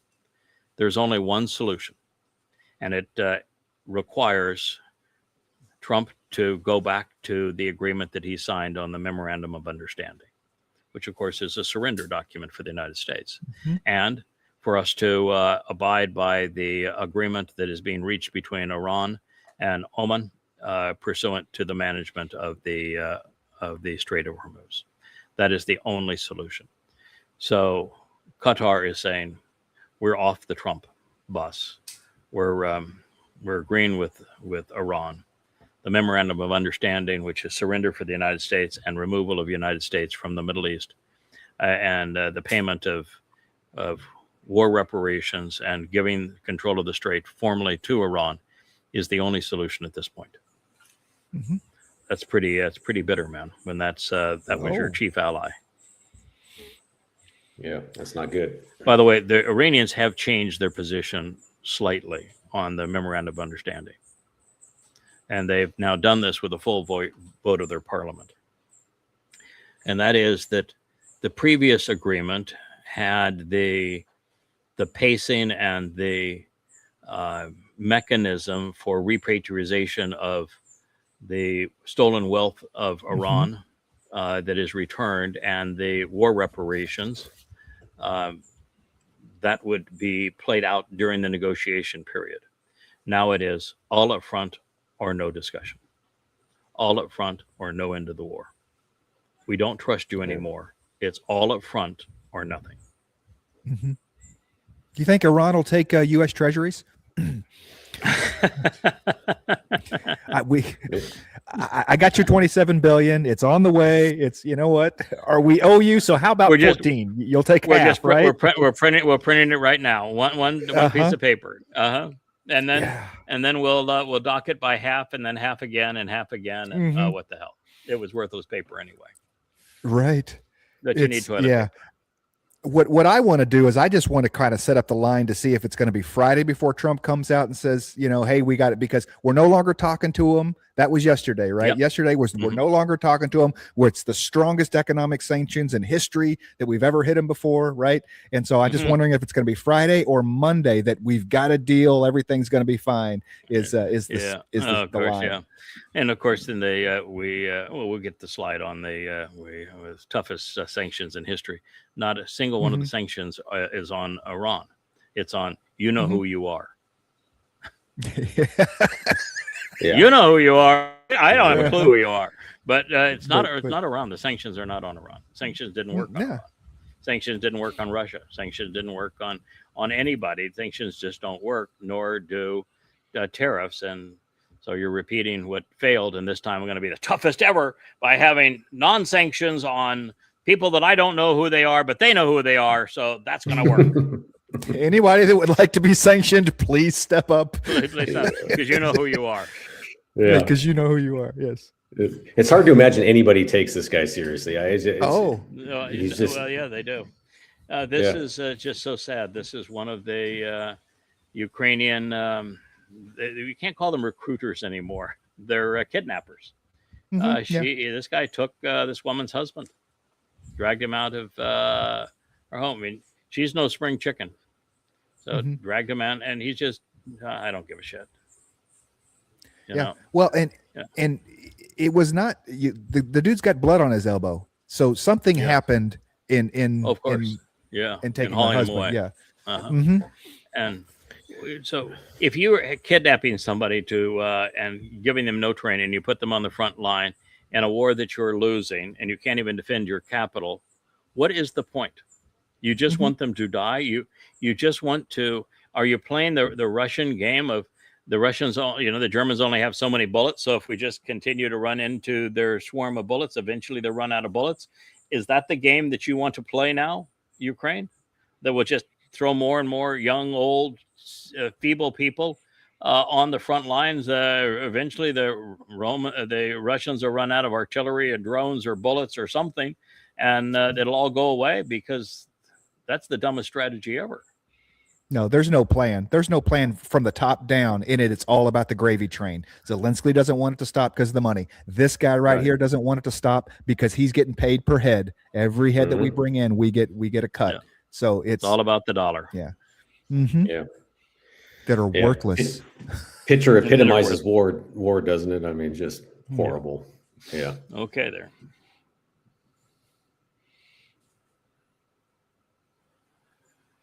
Okay, so this is really myopic and narcissistic. You've got Trump talking about, boy, I've got the best granite driveway ever. And then this, we have Miracle Grow on the grass. Boy, what a great company. They donated to my reelection. Really great company. Yes. Yeah, the world is burning. He is destroying the U.S. economy. He has completely disavowed the Constitution. Oh, we can listen to it. It's there he is. But let's talk about new the front driveway. line, right? Yeah, it's the best granite ever, and this is the best lawn ever, and it's dirt. And we're going to use a Miracle Grow because, well, they donated to my last campaign, and they're the best ever. What a clown! Donated the flagpoles, one on each side. This is a great pole. This is the top of the line. It's Top of the line flagpole. This isn't a straight up and down job, which looks Not a straight up and down job, man. No, it's a tapered job. Great. I'm very good at flagpoles.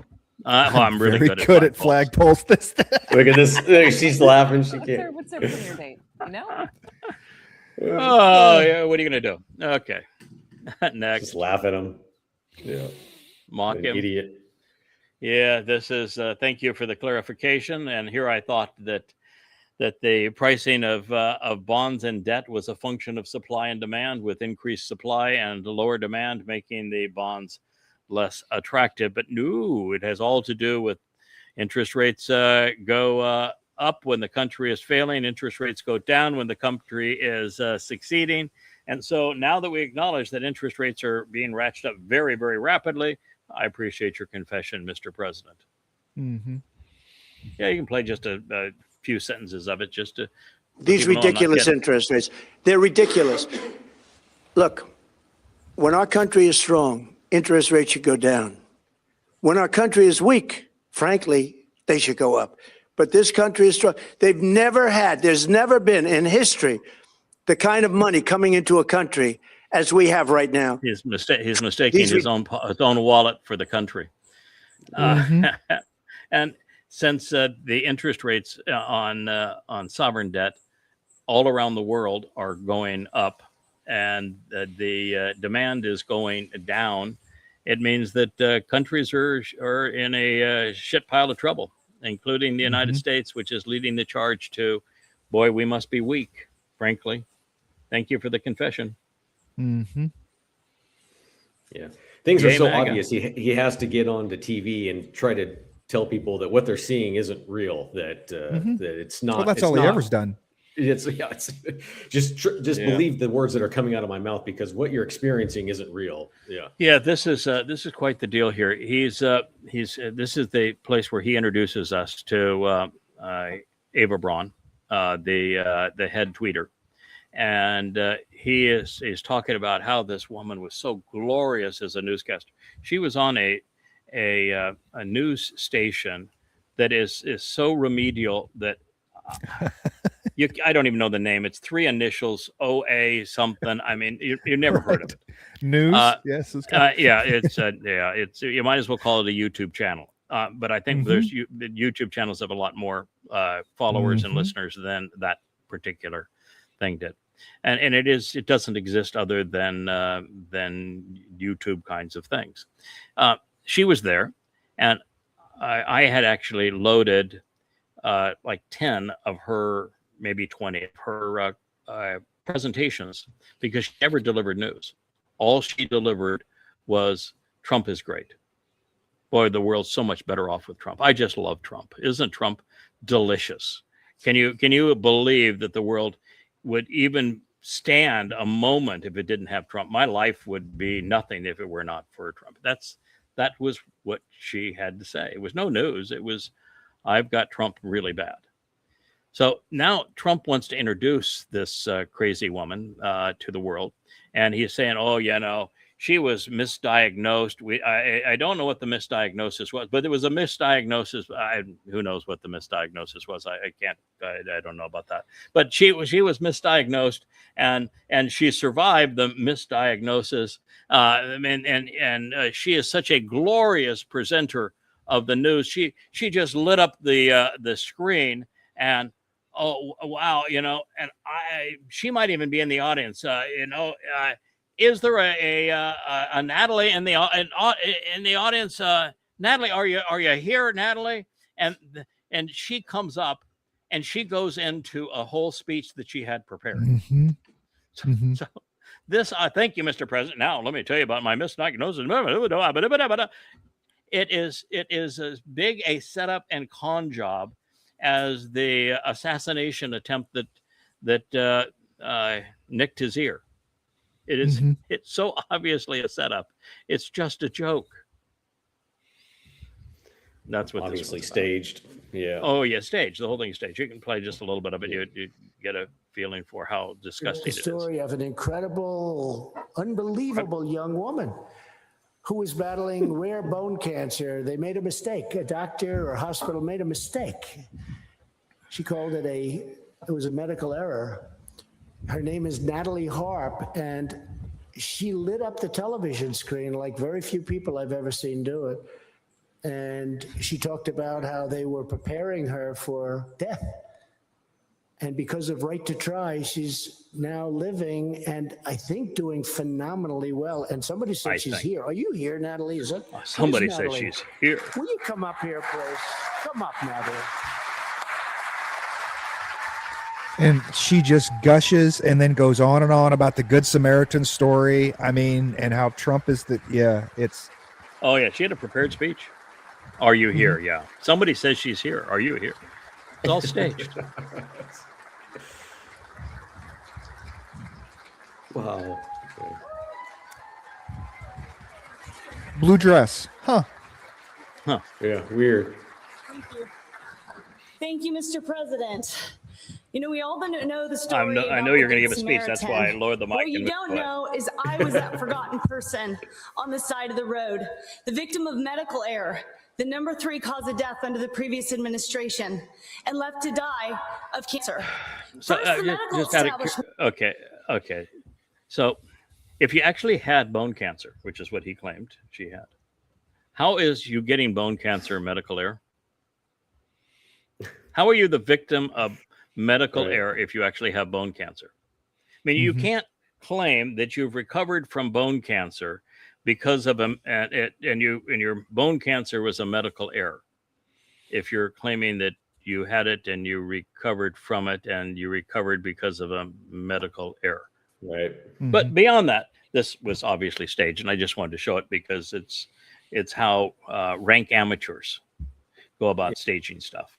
The freedom. She didn't give it any time at all. She just went right into the speech. Yeah, she didn't. Oh, of course. Oh, and he moved down, lowered the microphone. Oh, yeah. Somebody said you're here. Oh, really? Yeah. Oh, okay. Gee, it's time for the speech, isn't it? Yeah, go, Natalie, go. She's a horrible actor. Yeah, so is he. All right. Yeah. What do we have? Well, next there, everything sir? he learned from drama is from Vince McMahon and the WWF. So I mean, Yeah, that's Every day is like a National Lampoon skit. Yeah. it is. This is I play a little bit of this. It's kind of an interesting approach to condemning Palestine as a prison camp, and how it goes all the way back to it looks like that's Stalin there, and, and the Grand Mufti and the like. So, in my view, is of course with overwhelming and undeniable evidence that shows that Fakistan and Fakistanians are an ethnic slur and a complete fraud. Why would you go to this extent to take something that is this unique as an approach? I don't understand it, but anyway, it's worth a couple of minutes of just listening. There is no such thing as Palestine, not because I say it, but because no one can prove it ever physically existed. It has no coinage, no capital, no classical literature, architecture, religion, or ethnic foundation. Its only reason to exist is to oppose the existence of Israel. It is a Schrodinger's paradox, an idea that only exists when seen and vanishes when challenged, a diplomatic fiction that became currency. The people of Gaza, Ramallah, Jenin, and Nablus are a manufactured population. Their ancestors were not conquered by Israelis, but placed there by Arab and British regimes. Their origins are Syrian, Egyptian, Bedouin, Circassian, Sudanese, Kurdish, and Balkan, brought in by Ottoman and British import drives for labor and militia recruitment. Many were criminals, exiles, or undesirables expelled by Arab states, just like the Baha'i prophet was exiled in 1868 to Akko in Judea by Qajar, Iran, to what was then the most deprived corner of the Ottoman Empire. As at that time, Akko was known as a disease-ridden prison city. Okay. After 1948, that's Egypt and Jordan... That's anecdotal, doesn't prove anything. So my point was, the first part is true, but she doesn't actually offer the proof. And it's easy to offer the proof, and she ought to just stayed there. But then she wants to, it's a prison camp, and she goes into anecdotal evidence, and anecdotal evidence has no value. So I don't know the purpose of this, Addie, but nevertheless, I did want to have people hear it. Let's go to the next one there, Kevin.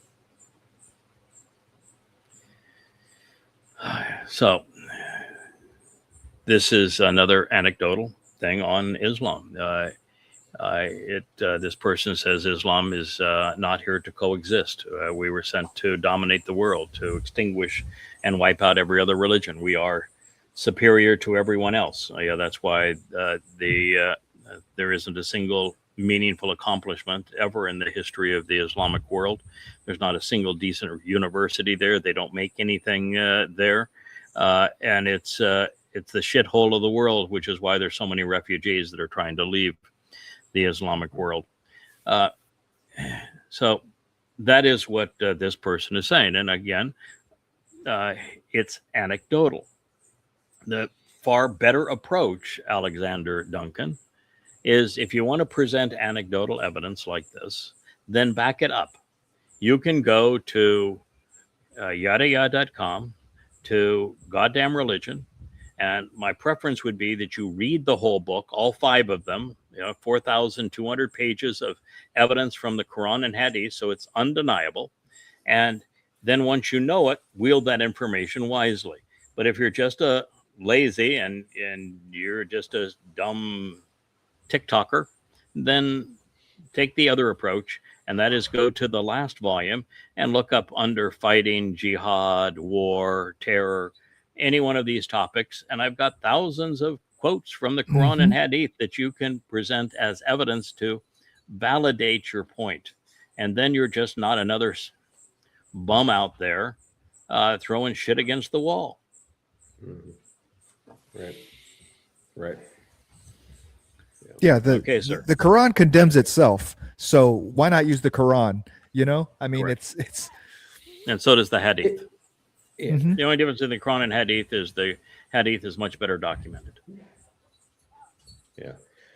But like you said, it's far better, more important to understand why Islam is like that than just going to the back and throwing a quote out there. And it's far better to He's understand. not throwing a quote. He's not even throwing a quote. He has a video of somebody making paraphrasing things and with no attestation as to where the quotes that he's paraphrasing come from. That is absolutely worthless.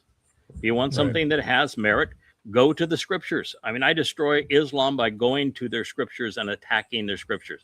I destroy Christianity by going to the scriptures and destroying the credibility of the scriptures. The same thing is true with Judaism. If you can say that I don't like a Jew, that's meaningless. If you can say that there was a Muslim that said nasty things, that's meaningless. That's not rational. It's not helpful. It's just antagonizes people. Stop it. Yeah. Start using your brain, please. Yeah. Okay, sir, what do we have next? This is the statement by Qatar. It's worth seeing. You're going to have to. Well, actually, it has a translator, so you can listen to the woman say it. She is actually going to say that the only solution is returning to the memorandum of understanding. It's going to praise the situation, the negotiations between Iran and Oman to open the Strait of Hormuz back up under, obviously, their toll system, but that the war has to end, and it's got to end on the basis of the memorandum of understanding, which he's very clear to say that was broken, and obviously he knows who broke it. So this is Qatar absolutely eviscerating Donald Trump in the United States. And with agreeing with the MOU, saying that the United States needs to get out of the Middle East. Yes, they need to leave. that is correct. That is correct. So we're U.S. is screwed on, has not only lost the war against the eastern side of the Persian Gulf, it has now lost the war against the western side of the Persian Gulf, against both Sunnis and Shia.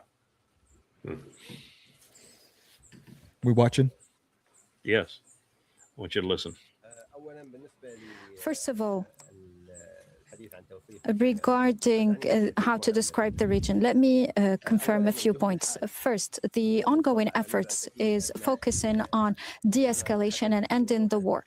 Now we are talking about an escalation that took place recently that included what happened regarding the violation of the ceasefire and the tensions at the Strait of Hormuz, the closure of the strait, etc. So we are focusing on this issue and making sure we go back to what has been mentioned in the MOU and going back to the negotiations efforts. These are ongoing efforts, as I said, but we are still waiting to reach an agreement between Sultanate of Oman and Iran regarding the Strait of Hormuz. And this, as I said, will help us to go back to negotiations. However, we need to confirm as well that the conflict as we see it now, or the crisis, represents a threat for everyone. And we are not here implementing in a normal way what has been mentioned in the MOU. We are not implementing the roadmap as of now. However, as far as we're concerned, we continue to implement or exert efforts, and we believe that the only way to move forward is a ceasefire, the opening of the Strait of Hormuz, and going back to normal or freedom of navigation, and going back to the negotiations. The only way to go forward is the MOU. 300 billion upfront to the Iranians, 325 more for the repatriation of the stolen assets. United States evacuates the Middle East and there's no more petrodollar. Israel is checkmated and cannot defend itself and cannot engage in any conflict, and is totally and completely left out and betrayed. Can't even engage in Gaza or Lebanon or any place else in the world. And then the Strait of Hormuz, according to the MOU, is controlled entirely by Iran.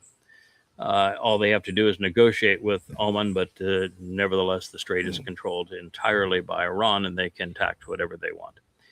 That is what that agreement said. And there is Qatar, one of Trump's absolute favorites. And he's telling the world that Trump violated the MOU, and he needs to get back to it. He needs to end this damn war, and the only solution is in the MOU, which is American surrender. Yeah, surrender, and their buddies want to surrender too.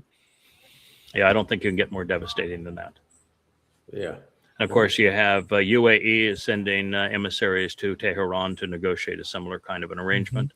And Saudi Arabia is all over BRICS at this point. It's over for the U.S. It's lost, and it crashed its own economy in the process. Countries are tired of getting missiles lobbed at them. I mean, they're just. Or America making promises that it bails out on, which is exactly what the prophets told Israel would happen regarding Rahab. Donald Trump says you're going to make concessions because he's going to make promises to defend you. When it comes time to defend you, he's going to do nothing. Yep.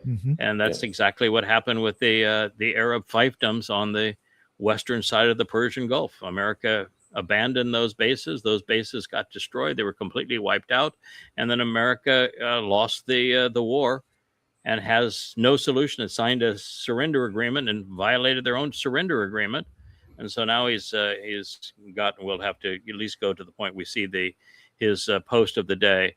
I am going to impose the greatest financial economic warfare than the history of warfare. It'll be greater than any economic warfare that's ever been perpetrated. And we'll get those dastardly Iranians who haven't been willing to negotiate. Well, guess what? They negotiated. You agreed to their negotiation, and then you violated it. And this is, we're going to sanction those who do any business with Iran. You know who you are. Oh, by the way, the largest, well, let's see if we can find that one. The largest business dealings with Iran are with China and Russia, both of which are impervious to U.S. sanctions. I mean, at this point, Trump's going to go down as probably the instigator of one of the most horrible environmental disasters in the history of the world also. I mean, you're going to, all these ships that Iran is blowing up in the Strait of Hormuz. I mean, there must be oil slicks washing up now. I mean, this got to be horrible. Yeah, you know, you're talking about an economic or an environmental disaster in a place that essentially has no life. Right. So, but yes, it is certainly an environmental disaster of what's going on there. But it is a place devoid of life. We've got Kevin trying to find our. I think that one next Truth one right Social there. Post? I think that's that one is it right there. Okay. So we'll have to bring up what Trump wrote so we can see it. It's the lower part of it. Yeah, there it is. Yep. Hard for me to read at this point, but that's as big as I guess it's going to get. So it begins by. Is that better? Oh, there we go. Okay. So this is the Trump social post, and it is a verifiable post. This is a copy of it, but I was able to verify he actually wrote these words and posted them, or Natalie did. No one has given the Islamic Republic of Iran greater opportunity to take a deal than me. Now it's no longer make a deal. I think that's take a deal. Well, maybe it's make. It's make. Okay, make a deal. Okay, make a deal. Well, let's begin there then, Mr. Me. They have offered you they offered you actually 3 agreements. Before you bombed them, they offered to surrender all of their enriched uranium, and you bombed them the next day. That was pretty stupid. Then you made a big fuss of how you've agreed to terms. Everything has been worked out. It's all based on the 10-point plan, and we've agreed to all of it. And then we did an entire show of what was in that 10-point plan was complete surrender. They go over to finalize those meaningless little details, and of course, they recognize they can't agree with any of this. It's abject surrender. Then it gets even worse. And the world's imploding economically, and now the Ukrainians say, all right, I mean, not Ukrainian, but the Iranians say, here's our deal. And it's worse than that 10-point plan. Now it's a 14-point plan, total surrender by the United States, $325 billion given to the Iranians, and the Iranians have total control over the Strait of Hormuz, and America must abandon the Middle East, which is the end of the petrodollar, and Israel can't defend itself in any theater. And that's what he actually signed. And then he violated his own agreement. the next day. So you are lying when you said you gave them a greater opportunity to make a deal. They made a deal. You agreed to it twice, actually 3 times, and then you reneged on it. Tragically, it's you who was tragic. And why would you capitalize it? For them, they have failed to take it. So what did they fail to take? Every deal that has been discussed has been the one that they have offered the United States, which is surrender terms for the United States. And it's you who have taken it twice and then rejected what you have accepted. Therefore, today I am announcing, this is all in caps again. The head tweet, it must be the Capitol girl. Most crushing economic operation ever taken against any country.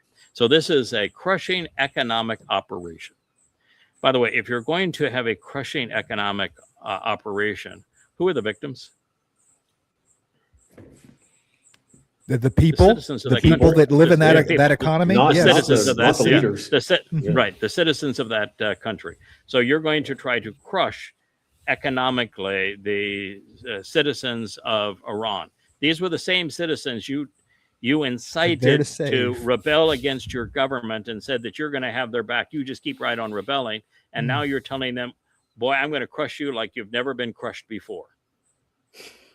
That's only Satan can make that kind of a statement and put it in all caps and put an exclamation point at the end of it. This will be economic warfare, which is illegal, and isolation on an unprecedented scale. Their Navy is gone. We're back to this again. And by the way, they never had a Navy. What they have is fast boats that lay mines and that act as torpedoes to sink ships, and they're working very well, thank you very much. And America hasn't even dented the quantity of them. So their neighbor is gone. That is an absolute lie. They never had an air force. They don't want an air force. What they have instead are missiles and drones, and they have more of them now than when they started the war. So that point is a lie. Their military factories are now rubble. That's not true. They are distributed, and they are buried, and they're all operational. That part's a lie. Their currency is worthless. Well, you are definitely having an effect on their currency. That is, but by the way, if you want to, what they say that you shouldn't throw stones if you live in a glass house.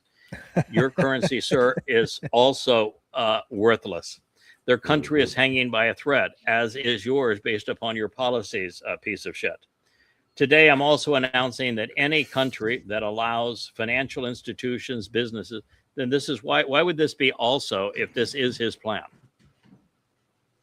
So is it the planner? It's not also if this is your plan, your economic warfare, that I'm announcing that any countries that allows its financial institutions, businesses, airports, or government entities to provide any type of lifeline to Iran will face tremendous economic consequences. Well, Iran is part of BRICS. In fact, they're now part of the BRICS Bank, which means every country that is part of BRICS is doing that. That would include Russia and China. And the last time you tried to play economic warfare with China, you got your clock clean. I was going to say, the big C on the end. Yeah, anybody that tries to play gamesmanship economically with China, you're done. I mean, China is absolutely insulated from any negative consequence and can deliver a blow that would bring a country to its knees. So you can't do that. And by the way, India is part of BRICS, so you can't isolate them either. Brazil is part of BRICS, and you can't go to war with all of South America. And South America is far more in bed with the Chinese than they are with you. And so that plan you cannot do because they're part of BRICS, and BRICS is eating your lunch. Oil smuggling, although you can be a pirate and you can steal tankers. But you can't smuggle oil, but you can be a pirate and steal tankers. But we don't have a hypocrite in the White House, do we? Swap lines. The swap lines are run by Qatar and United Arab Emirates. Those are the two that that have the black market on Iranian oil, and have for years, and they're your only remaining allies. And you just heard one of them say, "We're done with you, Trump." And the other one sent envoys to Tehran 2 days ago to say, "We're done with you, Trump." So you can't do that, because now you would absolutely crush what little remains, the thread of your petrodollar. As well as exchange houses, which is BRICS, and ship registries and front companies. By the way, America doesn't have a ship registry anymore. The next Ford class carrier was supposed to be the John F. Kennedy, and it's now more than 10 years delayed. And it was supposed to be 20% less money than the previous one because of all the prior lessons. The previous one is in dry dock for the next 2 to 3 years. We have 2 other carriers that are in dry docks just for quick retrofits, and 4 or 5 years later, they're still in dry dock. America can't even maintain its Navy. Can't even keep the rust off of them. Can't keep the toilets and the laundries working. Can't keep them with food and sanitary goods. And you want to talk about the ship registries and what you're going to do to other countries when you have no merchant marine anymore? Mm-hmm. All it needs to stop now. And because I wrote now in capital letters, you better do what I'm telling you. It needs to stop now. And you know who you are.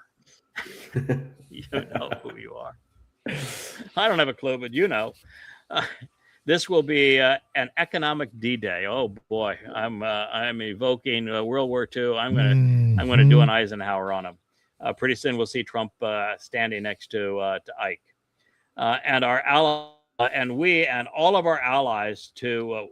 We need all of our allies to stand up. America doesn't have any allies anymore, thanks to you. With the United States of America to isolate and defeat the Iran threat. The rest of the world is with Iran and not with America.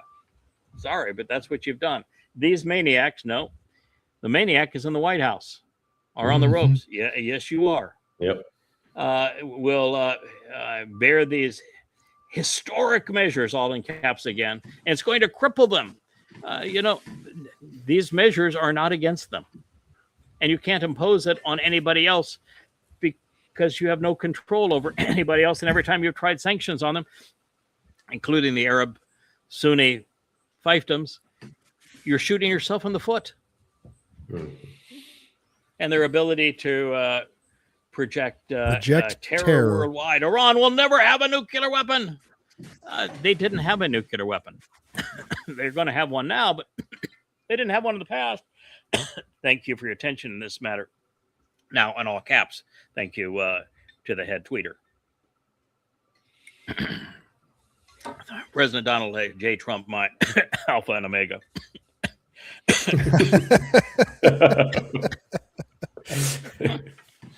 And the shit that I wipe every day. Yes. Both hands. I'll leave you with that. If you think that is the voice of a sane man, if you think that's the voice of some who is not demonic, then you're probably a MAGA. Yeah. And I pity you. Yeah, you have to be. Yeah. You have to be. I pity you. You all have right, to my be. friends. Yeah, we're at 2 hours. No, it's always great to have you. I see you moved inside. You got a little hot, I guess, there outside there, or wherever you were. I had an awful sun reflecting on my face, and I couldn't take it anymore. So I moved. over. Yeah. No, I saw that. I like the fact you're making the effort to be outside. It's you can see you go outside, your hair blows all I wish my hair blew. Yeah. Well, that's true. In your case, you wouldn't have that problem. No, I don't have that problem. Yeah. No, to beat the wind. But it's a good mustache you got going there anyway. I know. I've been curating this mustache for a while. So, how are you guys going on your program on the words, the letters, the grammar, the insights, the vocabulary, the lexicon of Hebrew? Yeah, it's going to be a great program. We're getting closer. As you know, Kirk is a little tied up at the moment, getting things sold. I've been busy, so Perry is is He's making great working progress. with us. Yeah, Perry's Yeah. making great Yeah, he's making great progress. And we're going to have some Yeah. great shows with Perry's research, and Yeah. once we get lined up here, we're gonna nail it. Okay. So it's gonna be great. Yeah, I know. Yeah. Kirk's moving. He's moving into the Santa Rosa foothills. It's a really pretty place that he and Yeah. Sylvia have acquired. Are you making any progress in the sale of your winery? Yeah, as you know, so we did sell and we did move to a lot smaller place. We're still in Southern Okay. Oregon, but we Okay. did sell, and So you're out of it. You're out of it now. Okay. we're out of it All right. now. Yeah. All right. So And I have a little what is more the time. current? Oh, that's good. All right. Well, it's excellent.